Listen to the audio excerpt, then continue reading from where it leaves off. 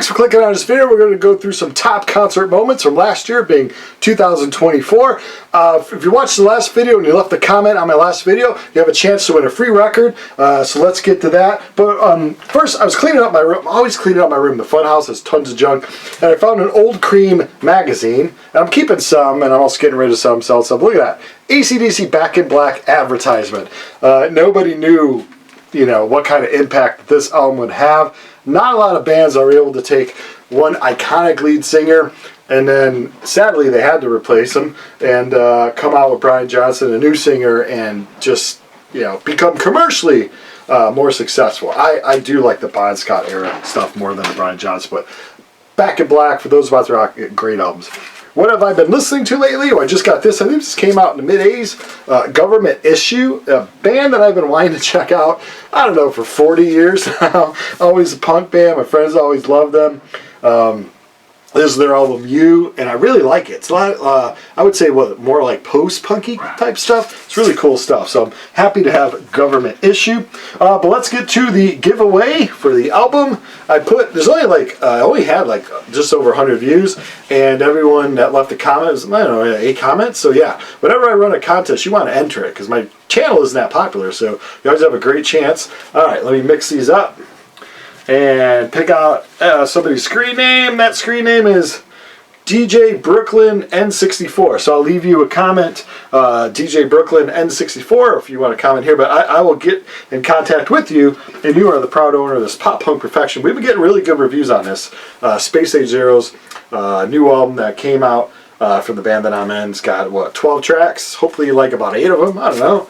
That's a good hit ratio. Strange New World, it's called. So yeah, this will be sending out to you. All right, what makes a good concert? The band is having fun. I always like it when it looks like the band is having fun and just not going through the same old motions. That's why I don't like a lot of outside tracking, because I think that kind of kills the emotion of what's happening live. Like a good crowd, not too many drunk jerks annoying the hell out of you. A good view of the stage, great sound system. Prefer a smaller venue, you know, 1,000 people or less, more than the big venues. Sound-wise, just the feeling of it, but that's what makes a great concert. And hats off. I'm going to be 54 this year, and it gets harder every day. You get home from work, last thing you want to do is like shower and change, and for me, I got to drive into the city and fight traffic and look for parking or take public transportation where the scary people are, and you have to then see this concert. You know, when I was in my 20s, it was like, I don't know, easily 5 times a week I was heading out and seeing concerts. Now, like I said, in the 50s, it gets a little hard. So hats off to anyone that's still going out and supporting either local band or touring bands. It's what's more fun than a concert. Let's go through my top 10 concerts of last year in the rock, punk, heavy metal kind of category. Honorable mentions was AFI. I saw them open up for 30 Seconds to Mars. Didn't really like 30 Seconds to Mars live. I didn't think they're all that great. AFI had a short set, so it was just an opening set. Also hats off to Ultra Bomb. They came through a few times. Got that sign there. Great band. Heart. I would have put Heart on a top 10 concert moments for me, but I only really like the Unplugged section.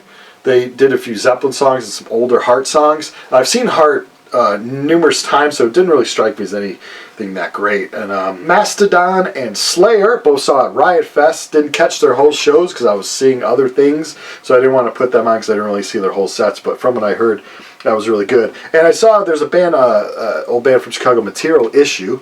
They're a great power pop band. I saw Material Reissue, but I think they just build themselves now as Material Issue.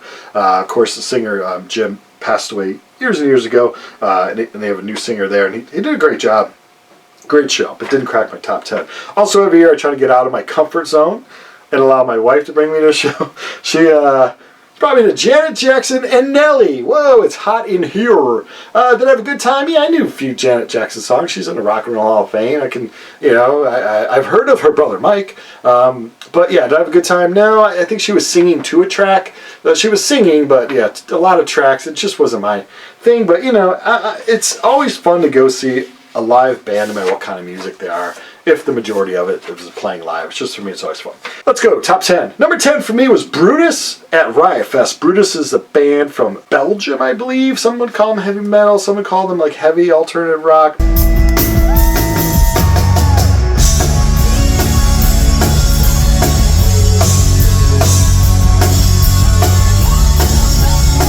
Female singer on drums, so that's not something to see every day. They are a power trio.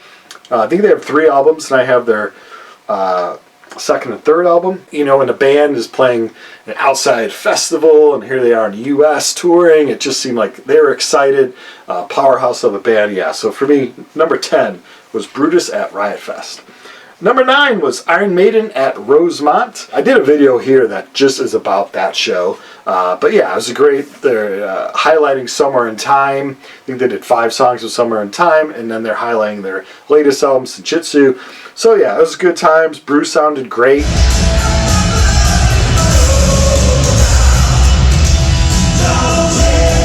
Overall, it was a great show. Number 9.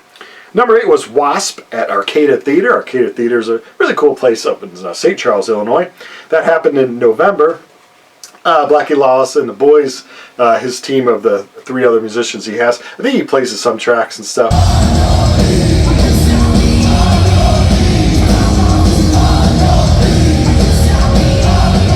He's getting up there in age, but he's still putting on a great show. This tour was highlighting a lot of their first album. I think they did play that first album all the way through, if I'm not mistaken.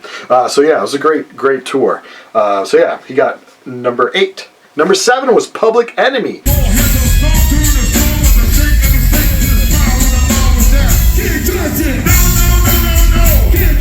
Public Enemy was at Riot Fest. Great show. I saw them before at Riot Fest, like 10 years before that. If I'm going to have to listen to rap, it's Public Enemy. I love Public Enemy. They have political edge, social commenting edge in their rap. It's not annoying rap to me or hip-hop. It's really edgy and good stuff. So if I'm listening to rap, I'm listening to Public Enemy. And so far, they're 2 for 2. They've put on a phenomenal show each time I've seen them. Let's get to number 6. Number 6 is a band that's new to the list. New to my collection. I bought their first album, and I'm going to start expanding myself. A band all my friends used to check out and see, and I just never lend an ear to. And I'm talking about the Dickies. Love the Dickies. Now I'm like, how did I miss all these shows? I mean, because they're older guys now. I think they're like 60s, could be 70s even. Why did I finally wait this long to see them?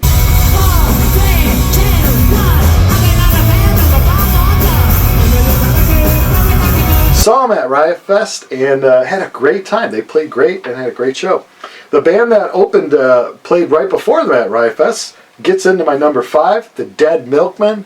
First saw them early 90s, 90, 91-ish. Phenomenal show.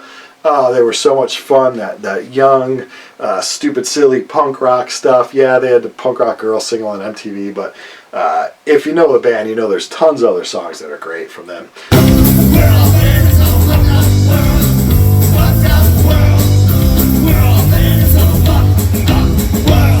So it was great seeing them. They are touring off their new album, came out in 2023, Quaker Pill something or another. And yeah, so it was a fun show, and then they came kind of to the front. I was front row off to the side. They came around front. I got to talk to them, pictures and stuff. So yeah, it was really fun show. They say never meet your heroes unless your heroes are Dead Milkmen. Awesome guys, awesome guys. Number 4, also at Riot Fest. 3 nights. I never saw one complete show of any evening, so this is the 3 evenings all put as one, and that's NoFX. Where's, do I have some NoFX stuff? Somewhere I have NoFX stuff, but yeah, a long time harmonic, speedy pop punk band. Melodic is what I'm looking for. Melodic punk band. Great musicianship. Long time band from California, and put out tons of albums. The majority of albums are really good. The band, hands down in the punk scene, probably sold more shirts than any other punk band ever touring. They always stayed away from MTV and the corporate help. Total respect that they played their own rules, you know, and toured, and are always affordable shows and at cool places for the most part. So yeah, Riot Fest, hats off to you. Happy retirement, NoFX. All right, we're getting to the top 3.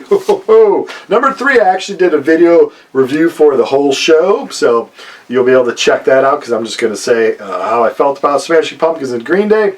Thought it was a great time, great show at Wrigley Field of all places. Green Day's really popular. They were playing their 2 big albums. They were playing American Idiot and Dookie. just what I needed at the time. So yeah, of course, and a big Smashing Pumpkins fan. So that Smashing Pumpkins Green Day tour, Rancid and Linda Linda's were the opening band on that. But that tour would make show number 3 for me. Show number 2 and show number 1 were both at clubs that hold about 1,000 people or less. Goes to show the best times are more of an intimate setting with bands that you love. And it was really a toss-up. 1 could become 2, 2 could become 1. Love both of the bands. Have all the albums from one of the bands. Don't have all the albums for the other, but soon will.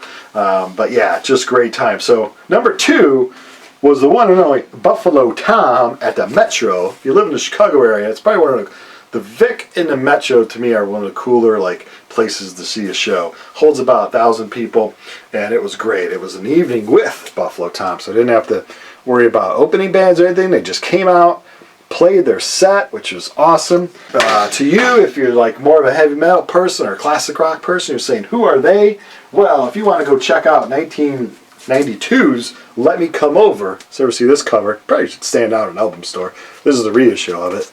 This band's from Massachusetts, and they are just great, kind of alt rock, but I would say indie rock, but they were on a big label for a while.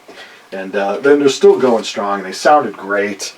Was I front? Yeah, I secured myself a front row spot off to the side a little bit, and just hearing them play, they sounded great. They seemed they're really into it and still playing. I think any band, that's in the 50s or 60s, or you're just unless you're just like Rolling Stones, I think any band is still playing clubs up there in the ages. I'm really appreciative the fans are still around to see them and supporting them. So yeah, number 2, Buffalo Tom at the Metro. After that show, I went across the street in a little hot dog place there, and I got a chicken pita. Oh, is it good? The whole evening can affect how that show went. Like Iron Maiden, if you watch the video I do of it, I sat next to people that just had me squished in, so I did not have a good time. Same with Wasp, I was squished in. Very large people to the side of me. Iron Maiden, I had a drunk eye. So it affects your night. It affects how you had a great time at the concert or not because of your environment. There, front row, nice. Number 1, my favorite time of last year. What a show. This is glary, so I'll pull it off. They were playing their 1995 album, Big Choice, talking about Face to Face, a pop punk band that should be just as big as Green Day by far.